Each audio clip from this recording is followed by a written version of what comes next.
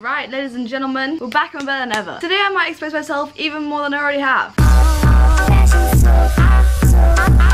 I'm back answering questions you're too afraid to ask your mum. I'm obviously not a mum, I'm not a professional, I'm just here basically to give you advice. Girls supporting girls nowadays, that is the hype, people. When I'm answering these questions, they're gonna be all based on personal experience and my life and the way I've lived it pretty much. You know, 20-year-old Kate, yeah, cheers to that. Also, if you guys wanna see my other videos, I also have part 1 and part 2 already on my channel. The more I do these videos, the more intense it gets. Basically, the first video I ever did was like quite like the base level of all like things to do with like relationships, sex. So if you wanna watch that, then head over there because honestly, this one's about to get hectic. So I guess we might as well just start, to BH. How to act when you see a guy you've made out with after a party. It's always awkward. It's so awkward, honestly. Especially if you like never even like spoken to the guy before and you just like get with him at a party and it's just a bit like, how the fuck am I gonna react around you? I'd honestly say act as chill as possible. Play it really cool. You have to be the bigger man in the situation. So let's say you're standing outside science and you're about to go in and he's in the same class as you. Let's say you guys like walk in together. You know, maybe give him a little smirk, like be like, you know, like Debbie Ryan style. Or just don't pay him any attention. You're in the higher position, people. Can you explain plan B? That is the morning after pill. It's a pill which you get from a pharmacy. You have to actually ask the person behind the counter to get one. So it's basically, it's low-key prescribed, but it's like not. So you can't exactly like get it off the shelf. You can take it within the first 72 hours after you've done the deed, you know? That's when basically the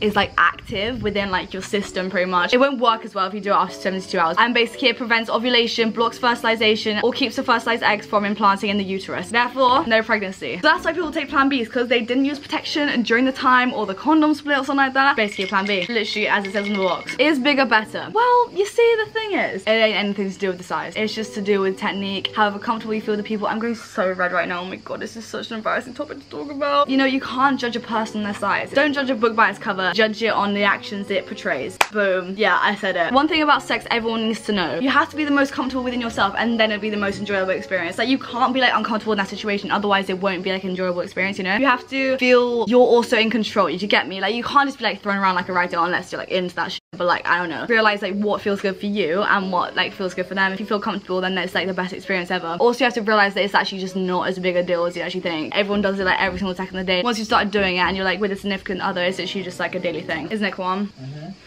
Is sex not super awkward? Like, what am I meant to say afterwards? It's really not. If you're with someone who you like feel really close with and like you're really comfortable with, then it's fine. It's like funny, like sometimes you literally laugh during sex, like it's literally not even like deep, you get me? It depends if like it's like a first time thing and so with like a guy you've never slept with before, it can be awkward. Literally like afterwards you could be like, so do you wanna make some toast downstairs or something? Break that ice. Both people awkward, it's just not a good vibe. You have to just be your most confident self and just, I don't know, just talk to him. Make it casual, just make it so chill. Why do I get discharge every day? Well, that's because your vagina cleans itself, honey. When we were like cavemen or whatever, obviously we didn't have femme fresh or like body wash or whatever, so obviously that had to be clean down there anyway, because obviously that's where you make babies and the babies have to be nice and clean and healthy. That's why we have it, and that's why you get discharged, because you know you're trying to like basically make that area as clean as possible so you can have bubbas. Excuses for parents when you want to go to a guy's place overnight. I'm pretty sure my mum's heard like every single one underneath the freaking sun. The best one which I used when I was younger was, I basically say there's like a party or like a gathering. More likely say there's a gathering because like that's more like small and like chill. Let's say your mum pulls up to his house and there's like no one there. She'll be like, so where's the party? You'll be like, oh no, it's a gathering, so it's like 4 or 5 people, you get me? Just go in and be like, I'm the first person here. And then just go from there pretty much. That's literally the only excuse you can really say. Well, I'm not trying to promote lying to your parents because obviously like that could be like kind of dangerous. Obviously other excuses where you can be like, oh, like I'm staying around my best friend's house for the night, like I'm staying with a friend, but like what happens if something happens to you and then your parents don't even know where you are, like you don't have your location services on, stuff like that. So it could all go tits up. So I'd say don't try and lie, like literally give them the address you're actually going to. Who taught you about bedroom stuff / where did you learn it from? It's all down to experience, I'm not gonna lie. You can get taught the most from like people like saying stuff online or like friends giving you advice, stuff like that, but like when it's actually in the moment, that's when you literally learn the most. Like, it's kind of like skiing. Like you can't exactly learn how to ski without literally skiing, you know? Someone can't just tell you like put your skis in parallel and then just go down, then like just to the side, like you can't do it unless you're actually physically doing it, you get me? If you have a significant other who you're really comfortable with, then just do it. Try out things, you know, like we're humans, we're here to literally experience things, so just fuck it. I masturbate but I've never finished before. What do? I'm literally sweating, like actually dripping. This is so intense. Where do I start? The thing is, it's all to do with you and how comfortable you are with your body, how ready you are to just let go pretty much. Doing the deed to yourself is basically you literally relaxing and like feeling your body itself, do you get me? The first time you actually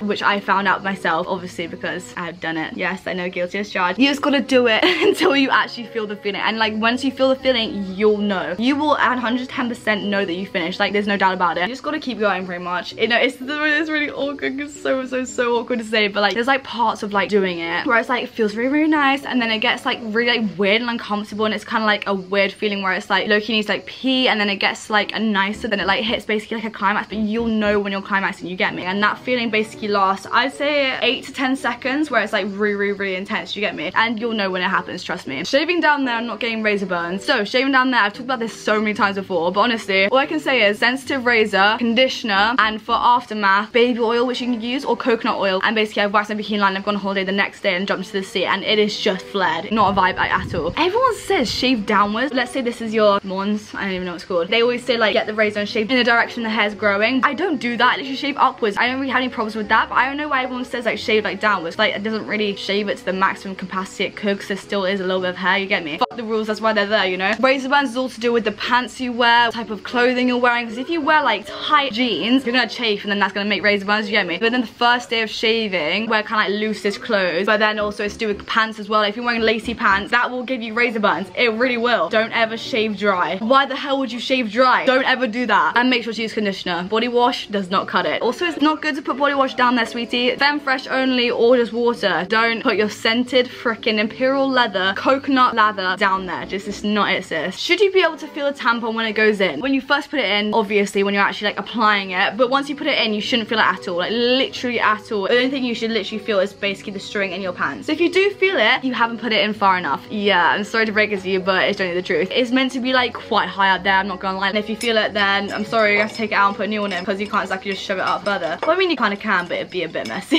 Do you ever feel like you'll slip into an unhealthy relationship with food, and how do you avoid it? Obviously, over the past few months, it's been like lockdown and quarantine and stuff like that. There's been like a lot of people who have felt the same way I have. Watching what I'm eating, when I'm exercising, like how much I'm exercising and stuff like that. When I was in lockdown, I became like unhealthily obsessed with like how much I was eating, when I was eating, what time. There was so many things on the internet being like, intermittent fast, do a 16:8 ratio of like when you should eat versus when you shouldn't eat, do not eat after 6 PM. I was literally like, okay, I'll do that. I was taking all this information, ended up me not eating the whole freaking day, and I was being so unhealthy with myself. But now, thank God, I'm like back on track, because obviously like the world's kind of going a little bit back to normal. Honestly, the way to avoid it is realize that your body is a temple. I realized that I became like grumpier, I became more snappy, and my body just became lazier. Like, I just felt more tired and stuff like that, because I literally had no body to like literally feed off. And if you want to look after your body and nourish it, then obviously you have to eat. Your body is what keeps you freaking alive, you know? I feel like a lot of people compare themselves to Instagram models, especially me. Like, oh my God, literally every single day I swipe through my Instagram feed and I see this girl and that girl, and they're looking so skinny. I'm like, where is the pouch? Do you even have a pouch? But like, honestly, it's so natural to have a pouch. The amount of Instagram models which literally Photoshop their stuff, even if it's like the minimal, like literally smoothing their bodies. All I can say is focus on yourself, and like, if you think you're beautiful, then you are beautiful. You don't need anyone else's opinion except from your own. And that's on period. How to make your first time the best it can possibly be. Your first time, it's a big one. It honestly is. Once you've done it, you're like, what even was the hype? But before it is the scariest shit ever. Like, I can tell you that. Do it somewhere where you won't prang out. So for example, that you're scared like their parents gonna be there, or your parents gonna be there. So it's like more like a comfortable situation, you know? Don't feel like you're feeling pressured into it. Everyone has like a different experience in their first time anyway, because some people like have it like literally so spontaneously, but some people like literally plan it out. For example, me, just don't overthink it, honestly. Do it with someone who makes you feel like $1 million. What's the best method of birth control? There's no best method. Honestly, it's all like preference, pH. There's the pill, the injection, the little thing. I can't remember what it's called. Kind of like a Y shape. It's a diaphragm. I can't remember. It basically just goes up into your uterus and acts like a fertilized egg. The contraceptive patch, and there's also female condoms. It's literally all down to preference. And I'm on the pill personally. I'm on this pill called Salique, I think. It's called Salique. Honestly, I'd say if you're an organized person, go on the pill, because honestly, you just take it at the same time every single day, so it's just easy. Female condom, don't know if I'd want to use that. Literally like having a plastic bag up your pussy, basically.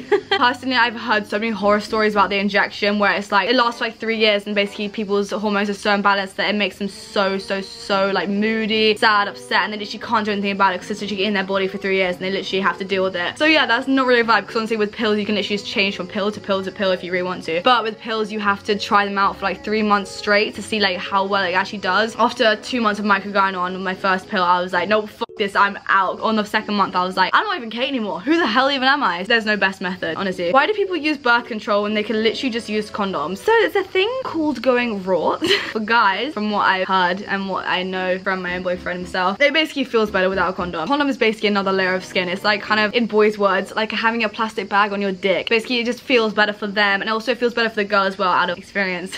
So awkward. More like skin on skin instead of like plastic rubbing against skin, you get me? Like latex, that type of vibe. And that's why I use birth control, because obviously there's the actual nut and then pre-nut. Pre-nut can actually get you pregnant as well, so that's why people use birth control. That's why the pull-out method is not as good as you think, because there's pre-nut. That's where it counts, sweetie. That's why they use birth control. I love being a sex ed teacher. Why won't my mum let me have my boyfriend stay over? Because she thinks you're gonna have sex. Yeah, that's just literally it. I think they think it's a bit more obvious if you're gonna have like sex at night, you get me? So that's why they don't want them to stay over. But like, we weren't born yesterday, mum. We can literally just do it during the day, you know? That's why she doesn't want him to stay over. You're a little baby. She doesn't want you to turn to a woman and do like grown-up stuff. Like, it's just not really a vibe. When I was younger, my mum would be like, sure, you can stay over, but you guys have to sleep in separate bedrooms. I was like, oh, okay, that's fine, because obviously I snuck into his bedroom at night. Are you joking? I'm a little minx. I mean, what can I say? I think it's just the security of her being like, okay, they're in separate rooms, therefore things won't happen, but we had other plans. UTIs and how to avoid them. That is called a urinary tract infection. Yes, I've had around 3, I think, and they are awful. If you don't realize you have a UTI and you let a few days pass, it hurts. It hurts so bad. I've had a UTI before, but I literally haven't even noticed that I had it, because basically it was after I lost my virginity. Yeah, I know I didn't pee after sex. I know, I'm dumb. Basically, it just feels like someone's stabbing you in the back with a knife. Low-key like period pains, but like in your kidneys. It's not it, sis. Pee after sex. Yeah, I know, it's like cute and nice, like cuddle up next to your boyfriend or girlfriend or whoever you're having sex with, but no. Get up and go pee and then cuddle, because honestly, the longer you leave it, the more likely you are to have a UTI, and also to stay clean. You can literally get UTIs from wiping the wrong way. If you wipe from back to front, you can get a UTI. Don't do that. Wipe from front to back, please, people. If you wipe from back to front, basically, if you get like shit particles, basically you get shit particles on your loo roll, and then you like pull it up, and like basically it hits like your pee socket, pee hole, and basically it reacts and makes a UTI. So do not wipe from back to front, please. I don't know whether to shave, wax, or epilate my legs. I have never shaved my legs, just been terrified to do it. Every single person who shaved their legs been like, don't do it, it's a trap. Basically comes back thicker, spikier, and darker, and I was like, oh hell no, I'm not doing that. So basically I started waxing my legs at around 14 years old, and honestly it was the best decision ever, because literally waxing your legs lasts ages. The only thing which is like a mess about waxing your legs is that you can get ingrown hairs, so you obviously have to exfoliate during your showers. And also epilating, I've actually changed to epilating now, because like waxing, you know, having a wax pot or buying wax strips is